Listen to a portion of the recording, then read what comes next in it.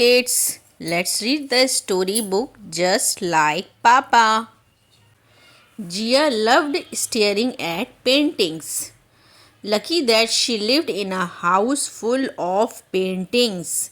In the kitchen, bedroom, bathrooms, covering walls, up on the ceilings, and all the way to her father's art studio, where you could not walk without stepping on paintings.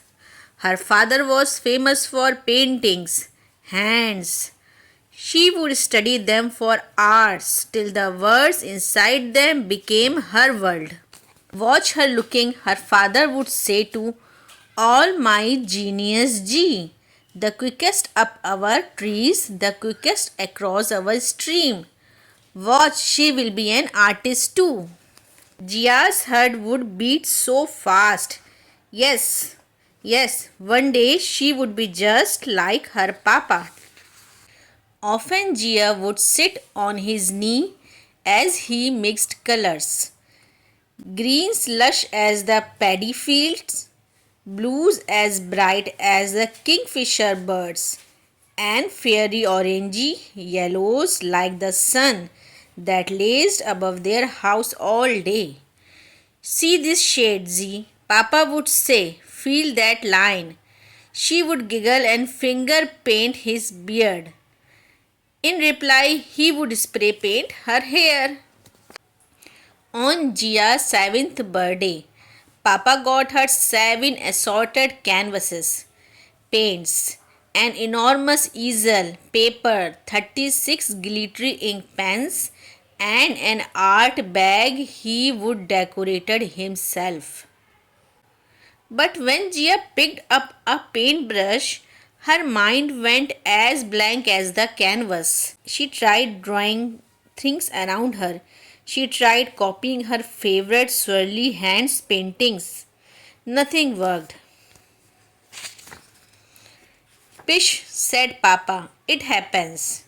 Have you heard about the time I tried to learn swimming? Granny had to fish me out before I sank. She felt a bit better now, a tiny bit better. Her papa said, try drawing from that imagination of yours. You can do it. At least you tried, said Papa. She clenched her hands and tried harder. Genius G never gave up. She tried until her eyes blurred and her hands shook. Yet she could not make on paper what she saw in her mind. It flows when you are enjoying it, suggested Papa. But now she could not bear to look at another painting. Papa quietly packed away her art things. Don't worry, my dear, he said. The next month, Papa had to travel for a big exhibition, so Granny came to stay.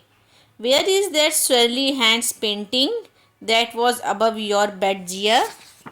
Shh, Granny, the giant handyman came to visit and borrowed those swirly hands from the paintings. Relax, they are his helping hands. If you find your jackfruit picked and piled, or fish nets mended by dawn, it's his handiwork. What stories you tell, Baba? Wait till you hear the story I made up about that painting, Granny, and that one too. Granny could not wait. She asked, will you write them down for me, Gia? Out came the paper and fancy ink pens, and out flowed the stories. When Papa returned, the house was overflowing with not just paintings but Gia's stories too. Stories of magical coconuts and wishing wells, a gossipy crow, and the mystery of the missing church bells.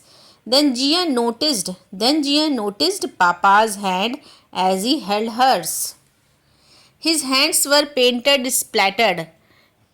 Hers were ink splattered. Papa looked just like you. Now all day together they pretended they plot, make a mess, make magic.